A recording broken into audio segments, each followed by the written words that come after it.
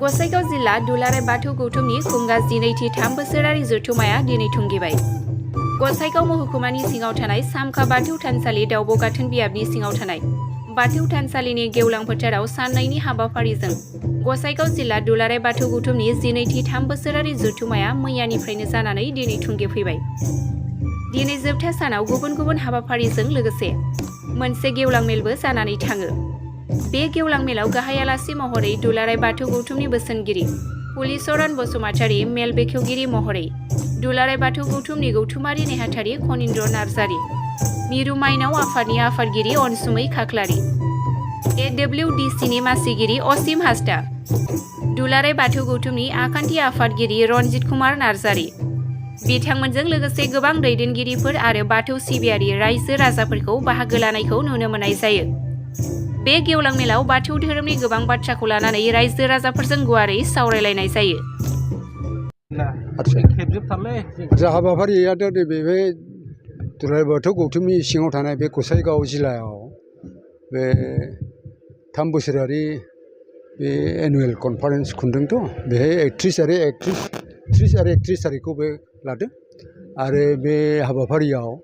आं दिनै 31 थारिखआव गेवलां मेलाव आलासि महरै बेहाय आं फैदों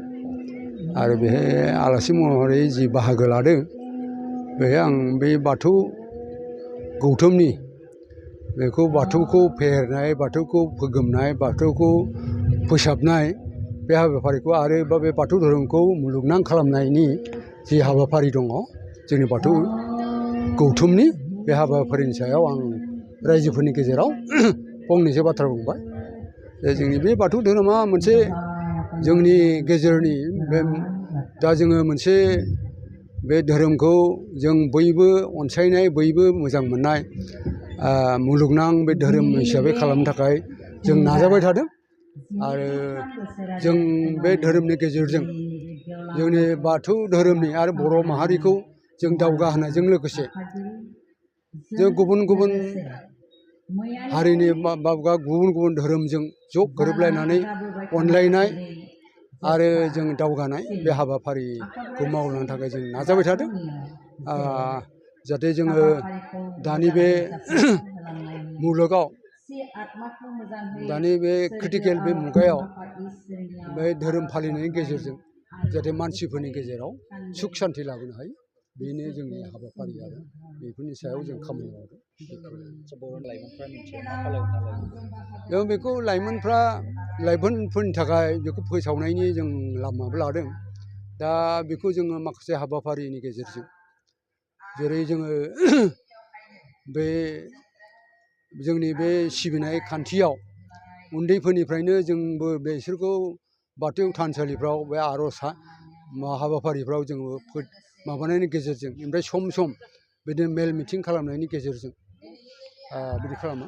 आरो थिग बिदिनो जोंनि बे दौरि हान्जा जायफोर फुजारिफोर दङ बिसोरखौबो जोङो मोनसे फर्मेलिटिजों मोजाङैनो जोङो सिस्टेमेटिक जाहाथे जों फोरोंनो हायो बिनि थाखायबो जों बेब'स्था लादों।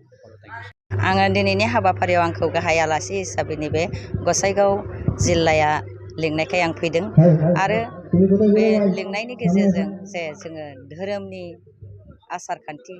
बेनि सायाव आरो हिन्जावफोरनि धोरोम सिबिनायाव जोङो मा बेलायाव दावगालांनो हागोन आरो गथ'फोरखौ जोङो इयुन फिउचाराव धोरोमनि गेजेरजों दिक्षाफोरखौ बोरै होलांनो हागोन बेफोरनि सायाव बिबुंथि लाखिनो थाखाय आङो लिंना लाबोनायलाय आं बेखिनि बिबुंथिखौ होनो हादों। बाथौ सिबिनाया माबायदि जानांगौ आरो लाइमोनफोरखौ बाथौ सिबिनाय बिथिङाव मा खावलायो? बाथौ सिबिनायाव जोंहा ओरैबायसा मोनसे खान्थि थानांगौ जे जोङो स्ट्रङै जोंनि धोरोमखौ दिक्षा माबानो थाखाय जोंनि गोसो गोरबोजों जोङो गावनि गथ'नि मोजांनि थाखाय आरो समाजखान्थिखौ सलायलांनायाव जोङो धोरोमजों लोगोसे जोङो गोजौ थासारियाव लांफिनो थाखाय जोङो धोरोमखौ सिबिनानै जोङो धोरोमनि गेजेरजोंनो जोङो बर' हारिखौ सिनायथि होनो थाखाय जोङो साफ्रोम बिमा माहारि एबा साफ्रोम बर' मानसिफोरा लाइमोनफोराबो जेनेबा बर' समाजनि मानसिफोरानो बे धोरोमखौ लानानै मोनसे सांग्रांथि लामाजों आवगायलांनो थाखाय सानो आरो धोरोम सिबिनायावथ' जोंहा बिमा माहारिया ओरैबायसा गोग्गोम लानांगौ मानो होनबा जोङो धोरोमजोंनो लोगोसे जोंहा जोंनि गथ'फोरखौ जोङो दावगाहोलांनो हायो आरो बेवहाय जोङो धोरोम सिबिनायाव गथ'फोरखौ जोङो मोनसे थासारिनि लेभेलजों जे गुबुन धोरोमनि मानसिफोरखौ नायोबा इसोरखौ बिराद फोथायो जोंनिया दिनै जोङो इसोरखौ फोथायनाय गैयैयाव गिनाय गैयैयाव दिनै जोंनि गथ'फोरा मा होनदों खोमसि लामाथिं आगान सुरलांबाय थादों जाय मानसिफोरा धोरोमनि बिस्सासि थाया जाय मानसिफोरा धोरोमनि सान्थौआव गैया बे मानसिफोरा गाज्रि खामानि मावनो गिया जाय मानसिफोरा धोरोमनि थासारियाव नांथाबनानै थायो बिसोरो गाज्रि लेभेलनि लामाखौ मिथियो मानो होनबा बे रखम खामानि मावबा इसोरनि दरबारखौ मोननो हानाय नङा बेखौ साननानै बिसोर माबायो आरो गिनाय फायो खिन्थु बे रखम साज्रां जोङो इसोरनि दिक्षाखौ होआबा बिसोरो गावसोरनि अहंकारि गोसोजों बिसोरो थांनो हायो दा बेनिखायनो बिमा बिफाफोरा बेखौ दिथागिरि खालामनानै गावनि गथ'खौ मोनसे इसोरनि लामाथिं बावनो होनाय आलारि सावनो होनांगौ नङाबा आरो आलारिनि अनगायै बिमा बिफाखौ खुलुमनो होनांगौ बिबै बिबौखौ खुलुमनो होनांगौ बहाबा थाङोबा बिसोरफोरखौ अनसायनानै गावनि बिबै बिमाखौ खुलुमनानै बहाबा आं आमुगाव थांनो बेफोरबायसा बाथ्राखौ बिमाफोरा फोरोंनो नांगौ आरो होमबासो जोङो गुबुन माबाथिं इसोरनि दरबाराव मोनसे माबाखौ लाबोनो हागोन आरो गोबाङानो बाथौखौ सिबियो मेडाम बाथौ आर'जखौ रोंजोबा बेखायनो होनदों आङो दै लेक्साराव जाय मानसिफोरा आर'जनि लेभेलजों दावगालांनो हाया जोंहा आर'जजोंनो जोङो बुहुमनि बिलात लाथानि जायफोर दङ सुबुं माहारि दङ बिसोरनि गोसोखौ सुंग्रिखांहोनो हायो आरो आर'जनि देंखोजोंनो जोङो बुहुमनि मानसिफोरखौ सिनायथि होनो हायो जाय आर'जखौ जोङो खोनायोब्ला गोसोआव गिसोमनाय मोनो गोसोआव गिखांनाय मोनो सुंग्रिखांनाय मोनो गिखांनाय मोनो दा जोंहा गुबुन धोरोमफोरनियावबो आर'जनि गेजेरजोंसो जोङो मोनसे माबाखौ धोरोमखौ बिसासथियाव लाबोनो हायो